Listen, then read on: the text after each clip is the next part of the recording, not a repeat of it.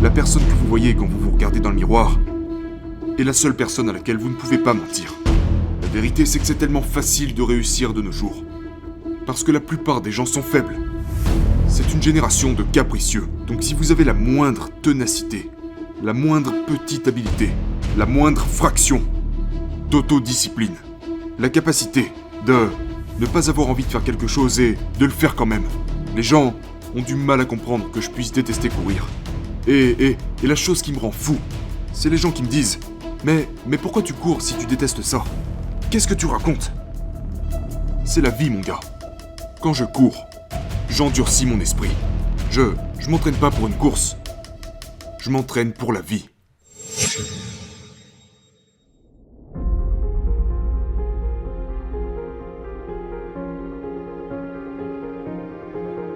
Aujourd'hui, notre invité est largement considéré comme l'homme le plus dur de la planète Terre.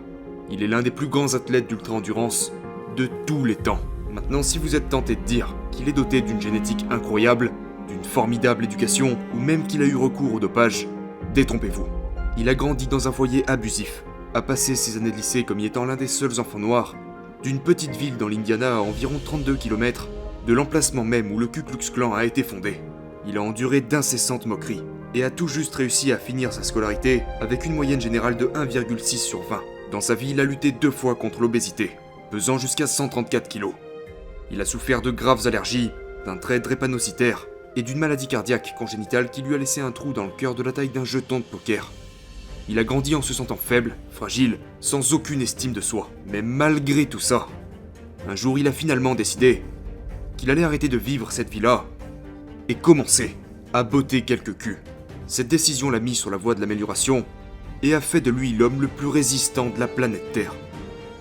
Il est le seul membre des forces armées américaines à avoir complété la formation Navy SEAL, la US Army Ranger School et la Air Force Tactical Air Controller Training.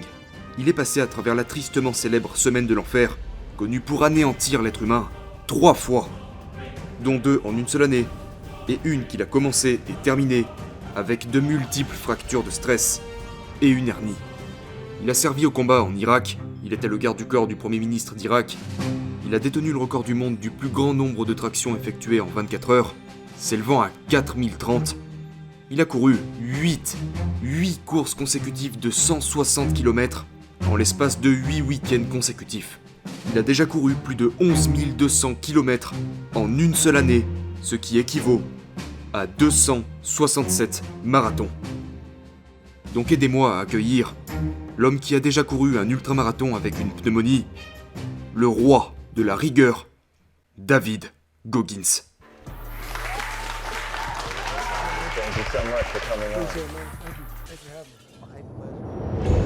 Il a fallu un certain temps pour que j'arrive au point de réaliser qu'il en était trop. Un jour, je suis rentré du travail le soir, j'étais exterminateur de cafards. Et, pour résumer, j'ai allumé la télé sur la chaîne Découverte, et je suis tombé devant cette émission sur la formation Navy SEAL. Je voyais ces gars en plein milieu de la Semaine de l'Enfer. On les rendait misérables, constamment dans l'eau, le froid, certains d'entre eux sonnaient la cloche. Ils souffraient. Et à ce moment, je pesais environ 134 kilos. C'est là que j'ai réalisé que je devais faire un changement dans ma vie. Vous savez, j'étais au plus bas. Et je n'allais nulle part dans ma vie. J'étais exactement là où tout le monde m'avait dit que je serais. Nulle part. Je venais d'un milieu horrible.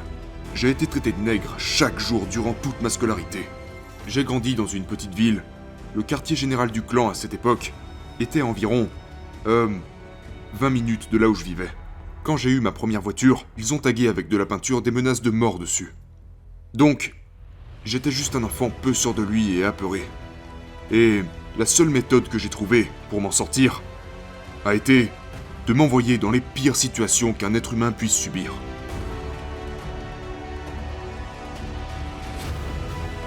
Personne ne m'a aidé. Mon père a fait de ma mère une personne tourmentée.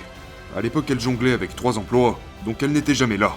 J'ai réalisé que personne n'allait venir m'aider. Et la sensation que j'avais tous les matins, quand je me regardais dans le miroir, était horrible. Et je ne voulais plus me sentir comme ça. Je me sentais comme un gamin qui n'allait nulle part. Un gamin qui a la trouille. Et la plupart des enfants acceptent ce sentiment et vont chercher de l'aide. Mais la meilleure chose qui me soit arrivée, c'est que personne ne m'a aidé. personne s'est senti désolé pour moi.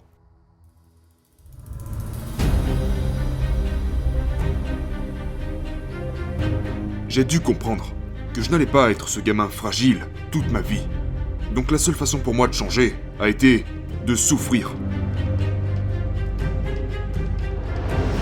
J'ai dû construire cette corne sur mon cerveau, de la même manière que j'ai construit de la corne sur mes mains.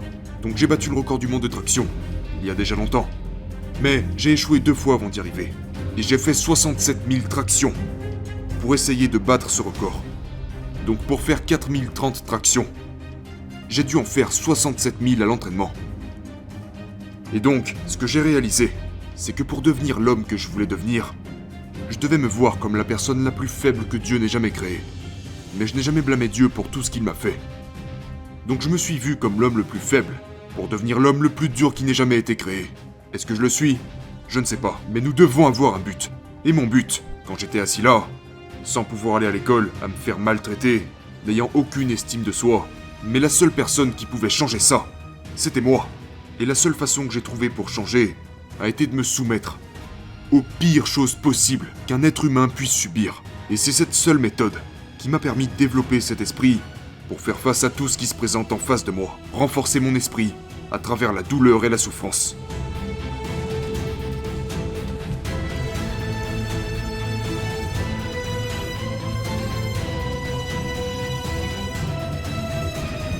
Le seul et unique moyen d'arriver au bout du chemin est d'accepter le fait que vous devez souffrir pour grandir.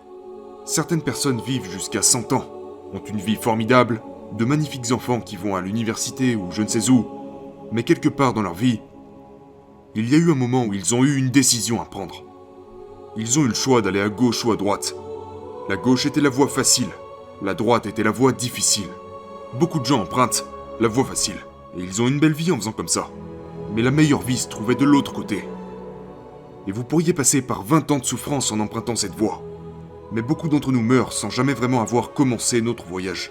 Ce n'est que lorsque j'ai commencé à lire mon propre livre, en réalisant à quel point j'étais pathétique, que les choses ont commencé à changer. Je pouvais blâmer beaucoup de gens. Et c'est ce que j'avais tendance à faire. Je rejetais la faute sur tout le monde. Jusqu'au moment où je me suis dit, tu sais quoi, si tu veux vraiment régler le problème, tu dois commencer à chercher ce qui ne va pas chez toi. Arrête de blâmer les autres. Et regarde-toi. Ok, alors j'ai peur de mon ombre. Comment je peux surmonter ça? Inscris-toi à l'armée et va te faire botter le cul. Fais des choses que tu détestes faire. Sois dans l'inconfort chaque jour de ta putain de vie. Ok, bien reçu. Je ne suis pas la personne la plus intelligente du monde. Ok. Au lieu que quelqu'un vienne me dire « Oh mais non, t'es intelligent, ne dis pas ça », je me suis dit à moi-même « Je suis un putain de crétin ». Ok, bien reçu. Maintenant, comment tu vas devenir plus intelligent? En t'éduquant. Donc les choses que nous fuyons la vérité. Nous fuyons la vérité, mon gars. Et si j'ai fini par avoir du succès, c'est parce que je suis allé chercher cette vérité. Aussi douloureux et brutal que ça l'a été, ça m'a changé. Et ça m'a permis de devenir, à part entière, ce que je suis aujourd'hui.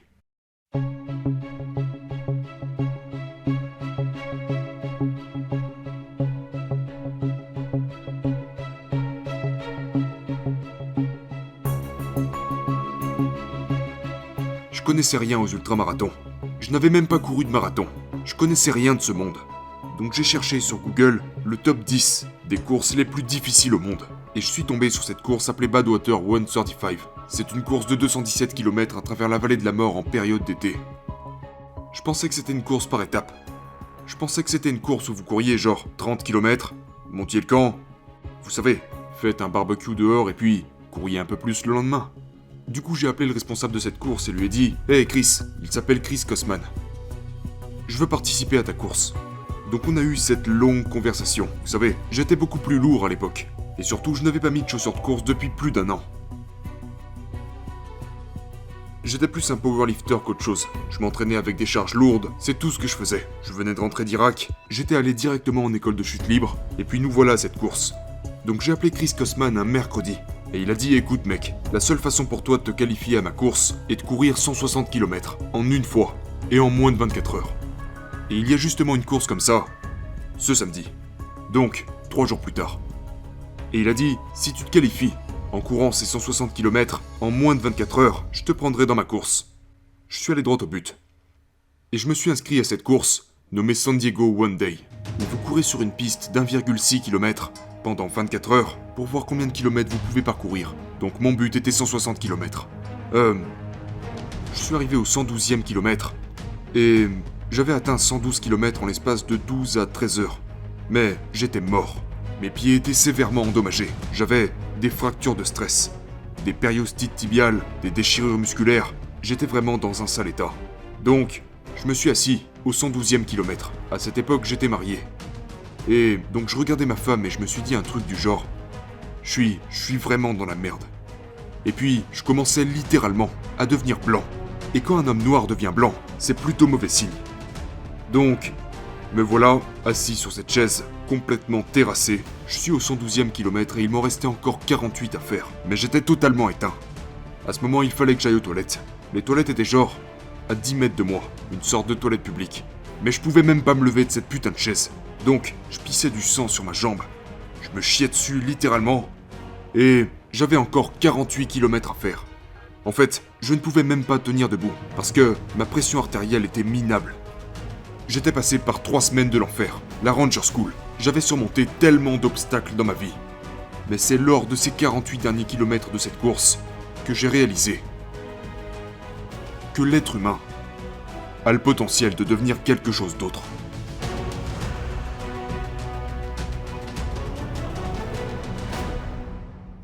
Nous avons la capacité d'aller dans un tel espace. Votre cerveau et votre corps, une fois connectés ensemble, peuvent faire n'importe quoi. Ces 48 derniers kilomètres ont complètement changé ma vie. J'étais anéanti. J'étais dans la pire forme de toute ma vie. J'étais, à mon avis, au bord de la mort. Et j'ai été capable de fragmenter ces 48 kilomètres en petites étapes. J'étais tellement motivé. Je ne dirais pas motivé parce que la motivation c'est de la merde. La motivation fluctue en permanence. Quand t'es animé, tout ce qui se trouve en face de toi sera détruit. Donc, j'étais assis sur cette chaise et j'étais tellement animé par l'idée de terminer cette course. C'est devenu une affaire personnelle. C'est devenu moi contre cette course. Moi contre les gosses qui me traitaient de nègre. C'est devenu moi contre moi. Donc je me suis dit, ok, il faut que je mange. Il faut que j'arrive à me lever avant de pouvoir penser à la suite et parcourir ces 48 km. Donc j'ai coché toutes ces petites étapes. J'ai réussi à me lever. Une fois debout, j'ai commencé à marcher sur la piste avec ma femme à l'époque. À un moment, elle m'a dit que je ne serais pas dans les temps. Elle m'a dit genre, regarde, tu marches à 3 km/h. J'ai marché comme ça jusqu'au 130e kilomètre. Et à la seconde où elle m'a dit que je ne serais pas dans les temps, j'ai couru les 30 derniers kilomètres de cette course non-stop. Mes tibias me faisaient tellement mal à cause des fractures de stress que le seul moyen que j'ai trouvé pour continuer a été de me scotcher les jambes pour m'empêcher de faire ce mouvement fléchisseur qui activait mes tibias. Donc je me suis scotché les jambes des chevilles jusqu'au mollet. Et j'en suis venu à faire ça parce que dans ma 3e semaine de l'enfer, il n'allait plus me laisser reprendre la formation depuis le début. Donc j'ai littéralement traversé ma dernière formation Navy avec des fractures de stress et des périostites tibiales. Ce que j'ai fait, c'est que je scotchais mes chevilles jusqu'à mes mollets tous les matins. Donc pendant la première heure de chaque jour durant cette formation, la douleur était insoutenable. Mais ce qui se passait, c'est qu'au bout d'un moment, mes jambes s'engourdissaient. Et j'ai fait ça tous les jours pendant 6 mois. Et c'est aussi comme ça que j'ai traversé ma 3e semaine de l'enfer. Parce que mes 2 premières semaines de l'enfer m'avaient tellement détruit que le commandant a fini par me dire « Hey, c'est la dernière fois qu'on t'autorise à revenir. » Et c'est à partir de là que j'ai eu l'idée de faire ça. Donc, après tout ça, les gens peuvent écouter ça et dire « Ce mec est sadique, ce mec est fou. » Non, si vous regardez dans quel contexte j'ai grandi, vous vous rendrez compte que j'étais juste un enfant apeuré, qui a finalement trouvé quelque chose qui l'anime et qui lui a permis de devenir quelque chose de bien meilleur que ce qu'il pensait être. C'est tout ce que c'est.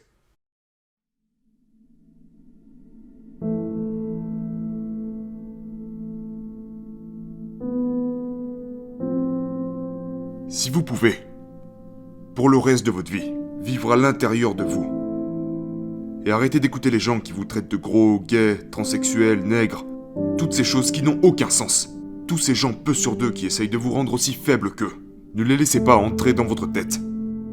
Vous devez être ce que Dieu veut que vous soyez. Ou peu importe en quoi vous croyez, je m'en fous de savoir en quoi vous croyez. Vous devez prendre toutes ces choses et vous en débarrasser. Vous devez croire en une seule chose, et cette chose c'est vous-même. Et je ne dis pas de ne pas croire en Dieu ou ce en quoi vous croyez, mais si vous voulez trouver la grandeur en vous-même, vous ne la trouverez pas en lisant un livre, ou même en m'écoutant. Je vous donnerai peut-être l'étincelle, mais vous devez aller à l'intérieur de vous-même pour trouver cette grandeur. Et ça veut dire que vous devez rester silencieux, fermer votre grande gueule, aller dans une pièce, calmer vos pensées, et chercher votre âme, chercher vos capacités. Et vous trouverez. Mais si vous ne cherchez pas, vous ne trouverez rien.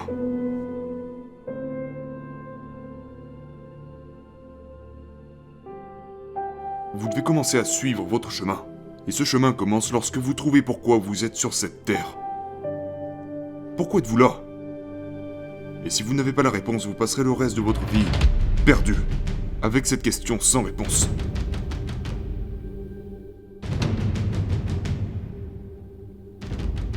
Le pot à cookies est quelque chose que j'ai constitué avec tous les échecs par lesquels je suis passé, toutes les choses auxquelles j'ai échoué avant d'y retourner, toutes les choses qui m'ont anéanti, toutes les choses qui m'ont demandé énormément de discipline.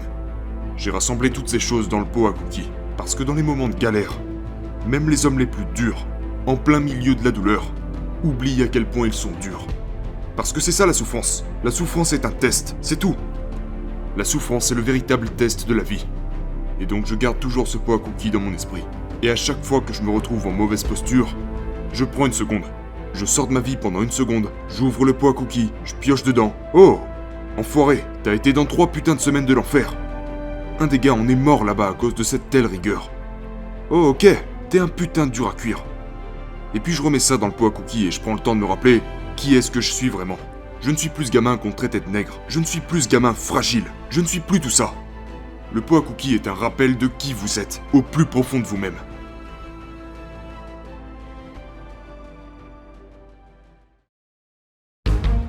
Mon dialogue interne et la visualisation sont 2 clés à mon succès. Je croyais vraiment, pendant les 30 derniers kilomètres de cette course, que j'étais indestructible. J'étais au milieu de cette course avec le dos brisé, du sang en guise d'urine qui coulait le long de mes jambes, des fractures de stress. Et j'utilisais tout ça comme carburant. Au lieu d'utiliser ça négativement, je me suis dit à moi-même, mais qui sur cette putain de planète serait encore en train de courir là maintenant? Je l'étais. Je l'étais. Je suis l'enculé le plus résistant de cette putain de planète. Est-ce vraiment le cas? J'en ai rien à foutre. À ce moment-là, ce discours que j'avais avec moi-même m'a conduit jusqu'à la ligne d'arrivée. J'y ai cru. J'y croyais tellement que mon corps a fini par se dire « Il ne s'arrêtera jamais ». C'est ça. J'ai pris toutes ces choses négatives. Comme le fait que j'allais finir à l'hôpital ou pire encore. Et je me disais à moi-même « Mais qui trouverait encore le courage de continuer ?» Tu l'as fait. Qui pourrait avoir l'idée de se scotcher les jambes fracturées pour continuer? Tu l'as fait. J'ai utilisé toutes ces choses comme carburant.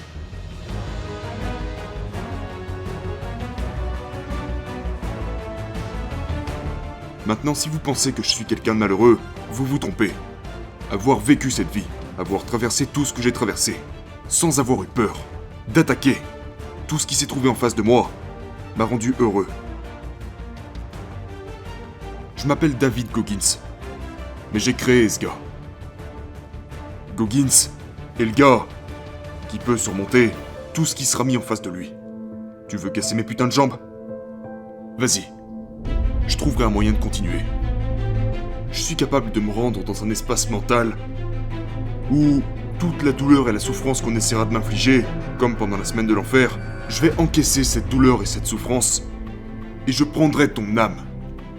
Donc, à chaque fois qu'un instructeur essayait de me mettre en difficulté, mon travail, ce qui m'a poussé, c'est que lorsque tu rentreras chez toi ce soir, après m'avoir torturé toute la journée, quand je continuais de te sourire au visage, je voulais que tu te sentes pire que moi. Je voulais que lorsque tu rentres dans ton lit bien chaud ce soir, aux côtés de ta femme et de tes enfants, pendant que moi je suis toujours là-bas en train d'agoniser, de me faire torturer pendant encore 100 heures, je voulais que tu penses à moi, que tu saches que je suis à l'aise, d'être dans l'inconfort le plus total, C'est un moyen que j'ai trouvé qui, une fois en place, me rend insensible à presque tout. J'utilise le mal que tu essayes de m'infliger comme carburant pour aller encore plus loin. Tu essayes de l'utiliser pour me nuire. Mais non. C'est de la force que tu me donnes. J'utilise ça comme une force. Je prends le négatif et j'en fais quelque chose de positif.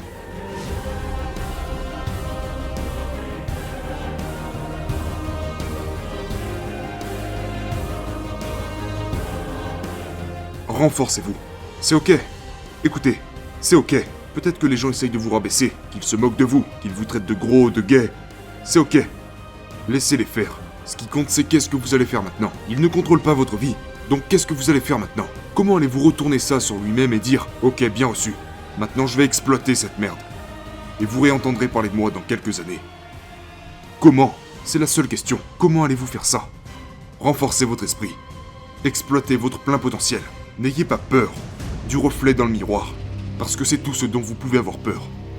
Une fois que vous avez surmonté ce reflet dans le miroir, vous avez réussi.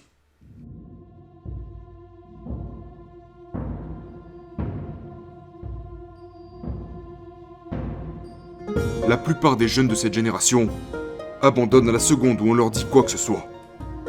Il suffit qu'on leur dise tu as fait ça faux ou ça faux. La vérité c'est que c'est tellement facile de réussir de nos jours.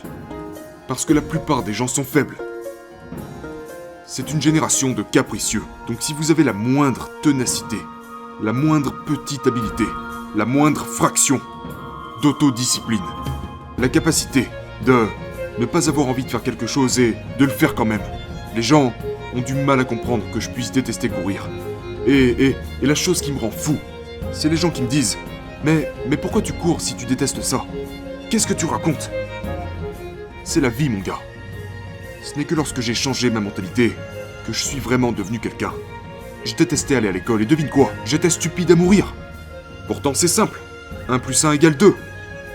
Mais si vous arrivez à vous forcer à faire des choses que vous détestez faire, de l'autre côté se trouve la réussite. C'est ce que les gens ne comprennent pas. Quand je cours, j'endurcis mon esprit. Je m'entraîne pas pour une course. Je m'entraîne pour la vie. Je m'entraîne pour le jour où je recevrai un appel à 2h du mat', m'informant que ma mère est morte, ou le jour où quelque chose de tragique arrivera. Je ne sombrerai pas. J'entraîne mon esprit, mon corps et ma foi pour qu'ils ne fassent plus qu'un, pour que je puisse gérer ce que la vie me réserve. Parce que, à ce que je sache, la vie nous réserve un tas d'épreuves. Et si tu n'es pas physiquement et mentalement préparé pour ça, tu vas juste t'émietter et tu ne seras plus utile à personne.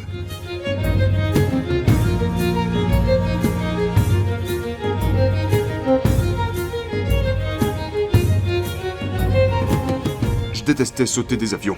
Je détestais tirer avec des armes à feu. Je détestais ce travail en tant que Navy SEAL. Mais je l'ai fait. Parce que je voulais me changer.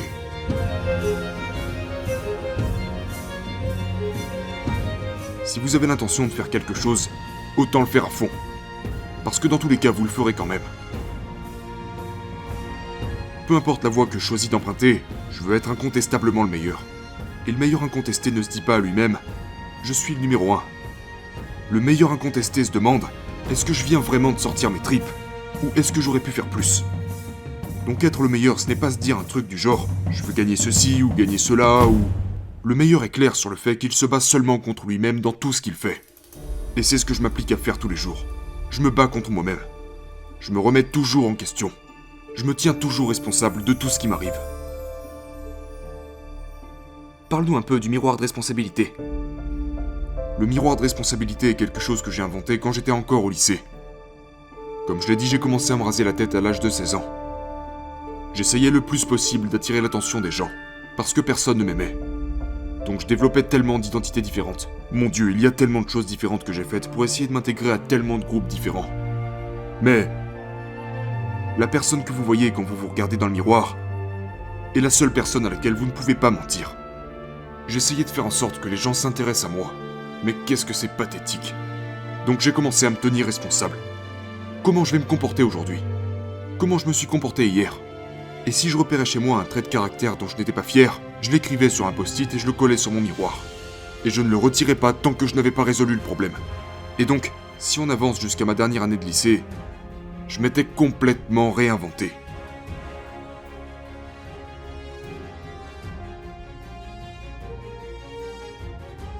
Vous savez, je n'ai jamais pensé à prendre des vacances, me reposer, voyager, m'amuser. Je n'ai jamais été ce type de personne. Mais la première fois que j'ai vraiment eu la chance d'expérimenter le vrai bonheur et la vraie paix a été le moment où je me suis vraiment fait violence pour devenir l'homme que je suis aujourd'hui. Ça m'a laissé beaucoup de séquelles. Donc, je me dis que Dieu m'a donné du temps pour me reposer. J'étais arrivé au point où je ne pouvais quasiment plus me lever de mon lit, physiquement. Donc je suis passé par une période de 6 à 7 mois d'absence. Et pendant cette période, j'ai vraiment eu le temps de réfléchir à tout ce que j'avais accompli. Et c'était la première fois de ma vie où je me suis assis et j'ai réalisé « Waouh !» Parce que moi seul, je vous livre peut-être une partie de mon histoire, mais je suis le seul à connaître l'exacte vérité sur l'atrocité du voyage par lequel je suis passé, et d'à quel point je ne devrais pas être assis là devant ces caméras aujourd'hui. Donc ce qui m'apporte de la joie et du bonheur, c'est de prendre du recul et de penser à tout ce que j'ai accompli. J'ai fait l'expérience du vrai bonheur à travers les plus grandes douleurs. À travers « Va te faire ! Je vais échouer. Je vais encore échouer. Je vais encore échouer. Je vais encore échouer. Et puis je vais réussir. » Rien que d'en parler, ça me procure un sentiment de « Je sais ce que j'ai fait. » Et je n'ai pas besoin de voyager je ne sais où ou d'avoir telle ou telle chose. J'ai tout ici dans ma tête. Pour moi, le bonheur, c'est me rappeler de ce gamin que j'étais, stupide, qui se faisait traiter de nègre. Et de voir où il en est arrivé aujourd'hui. C'est-à-dire que, quand vous devenez enfin la personne que vous désirez devenir, c'est le sentiment ultime de paix.